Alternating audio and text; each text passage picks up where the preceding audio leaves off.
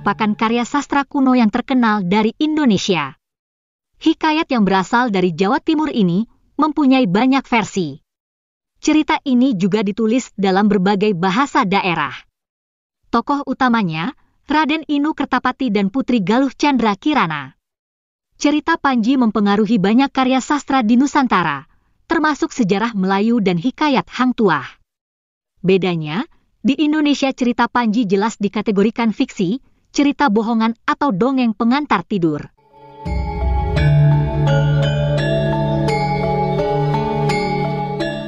Lucunya, karya sejarah Melayu dan hikayat Hang Tuah di Malaysia benar-benar dianggap nyata dan diajarkan dalam pelajaran sejarah di sekolah. Sekali lagi, pelajaran sejarah bukan sastra. Memang aneh, cerita fiksi kok dijadikan sejarah. Ini tentu saja merupakan kebohongan sekaligus pembodohan.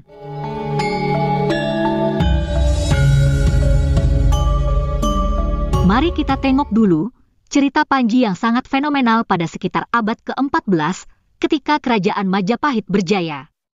Hikayat ini menyebar luas di Asia Tenggara dan diekspresikan dalam berbagai bentuk seni. Cerita Panji itu telah terdaftar di UNESCO pada tahun 2017 sebagai Memory of the World. Hikayat ini menandai perkembangan sastra Jawa asli yang amat berpengaruh. Berikut ini adalah cuplikan salah satu versi cerita Panji.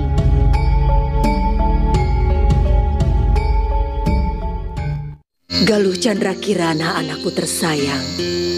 Kenapa kau tidak beritahu saja ke Raden Inu bahwa kau adalah calon istrinya yang selama ini dia cari-cari? Tidak, Ibu Mahadewi. Aku bukan lagi Galuh Chandra Kirana dari Kerajaan Daha. Kamu tidak pernah dibuang dari Kerajaan Daha, sayangku. Kamu tahu itu kan? Dan kamu masih sangat mencintai Raden Inu Kertapati.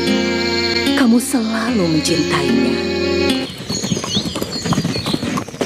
Raden Inu Kertapati, karena keterikatan janji antara Daha dan Kauripan, maka tetap harus diadakan pernikahan antara dua kerajaan ini.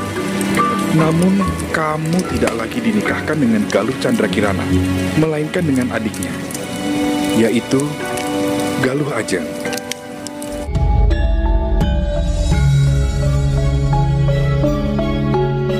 Walau cerita Panji juga dipahat di relief banyak candi di Jawa Timur, kisah ini jelas dongeng belaka. Latar belakangnya saja sejarah, tapi kontennya adalah fiksi.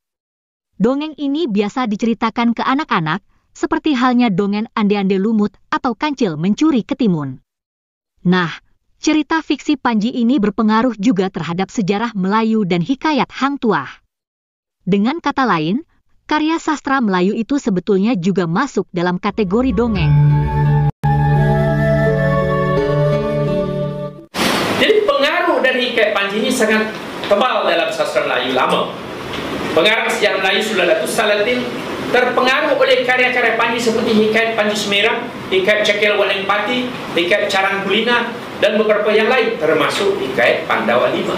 Jadi dikatakan Hang Tuah itu 5 bersaudara, itu diambil, dicedok daripada Pandawa 5. 5 ni angka sakti dalam agama Hindu.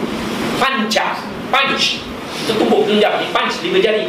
Punch, panca, artinya 5. Cerita-cerita Panji telah tersebar ke semenanjung Melayu sejak abad ke-14. Lepas itu pada zaman Majapahit sedang naik. Dari cerita Panji, pengarang sejarah Melayu menciplak maknanya ambillah, tirulah Raden Galuh Chandra Kirana. Ini cerita Panji punya watak. Dia tidak wujud, dia pun dongeng juga. Pengarang sejarah Melayu ini bijak, sebab dia sastrawan sebenarnya. Dia ambil namanya Patih Arya Gajah Mada. Orang ini wujud dalam sejarah, tapi dalam cerita Panji itu mitos. So diambil juga. Kayak Hang Tuah pun mengambil nama sebahagian usul cerita Panji dan sebagai usul cerita Panji. Dia pun tiru juga. Contohnya Raden Wiranantaja. Anda baca lah ke Hang Tuah, ada namanya. Dia bercerita Panji. Raja Melayu pun dalam cerita Panji juga. Rangga dan Kebo dan konsep 5 Kadayan. Kadayan ini artinya pengiring, pelayan. Ini pun dia bercerita Panji. Dan 5 Kadayan. Ialah 5 bersaudara Hang Tuah, Hang Jebat, Hang Kusturi, Hang Lekir, Hang Lukewa. Tiru daripada cerita Panji juga. Jadi mitos Hang Tuha atau Hang Toh, saya dah terangkan kenapa ada dua gelar. Ramai yang tidak menyangka, semua orang percaya, termasuk sejarawan kuno.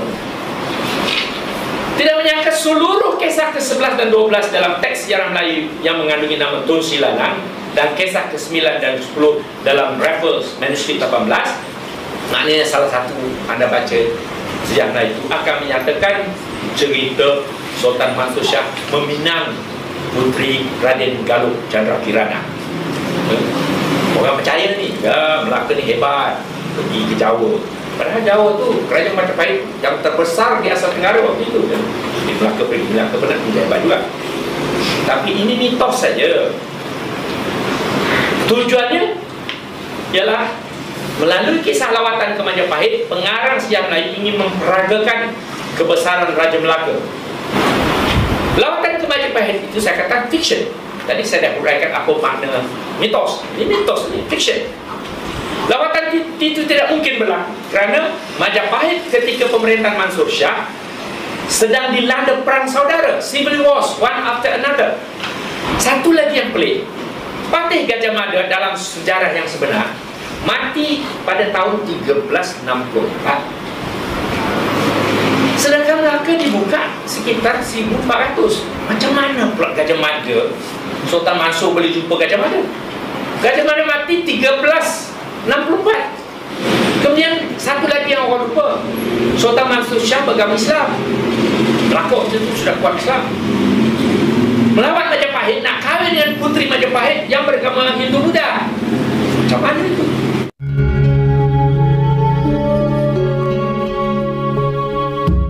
Pendapat Profesor Ahmad Adam tadi sudah disampaikan bertahun-tahun lalu. Tapi hingga kini, banyak kisah dalam sejarah Melayu dan hikayat Hang Tuang tetap dianggap nyata. Banyak kisah cerita tersebut yang diajarkan di sekolah Malaysia sebagai sejarah. Berikut ini salah satu contoh video pembelajaran yang ditayangkan oleh Kementerian Pendidikan Malaysia.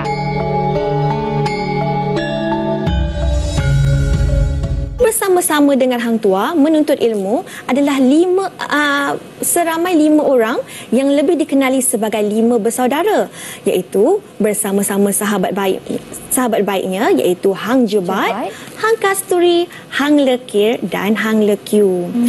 Kelima-lima mereka telah menuntut ilmu persilatan dan akhirnya pulang ke Melaka. Dan kelima-lima mereka merupakan ahli persilatan yang sangat handal. Namun, kehebatan Hang Tuah telah diketahui oleh bendahara apabila Hang Tuah telah berjaya menyelamatkan bendahara Melaka daripada orang amok. Maka perkabaran cerita tentang kehebatan Hang Tuah ni, Mira, telah disampaikan oleh bendahara kepada Sultan dan menyebabkan Sultan melantik Hang Tuah ini sebagai Laksmana Melaka. Maka Hang Tuah akhirnya melaksanakan tugasnya dengan penuh dedikasi sebagai Laksmana Melaka. Diri Hang Tuah adalah Hang Tuah merupakan seorang yang bijaksana. Kerana, Mira, Hang Tuah ni pandai bertarung dan menggunakan senjata. Kalau tak bijak menggunakan senjata, Mira, dia tak akan berpeluang untuk menjadi seorang pahlawan yang begitu handal. Ya, maknanya wilayah pengaruh Melaka ini disebarkan melalui 3 cara, iaitu taklukan, naungan dan perkahwinan. Wilayah juga boleh diperolehi melalui perkahwinan. Contohnya, kerajaan Majapahit menghadiahkan Siantan, wilayah Siantan kepada Sultan Mansur Shah kerana mengahwini puteri Majapahit. Ibaratnya wilayah ini sebagai hadiah perkahwinan kepada Sultan Melaka kerana mengahwini puteri kerajaan tersebut, kerajaan Majapahit lah, untuk contoh di atas. Jadi perkahwinan pun menjadi salah satu cara bagaimana Melaka mampu melebarkan wilayahnya dengan pemberian hadiah wilayah-wilayah hasil daripada perkahwinan Sultan-Sultan Melaka.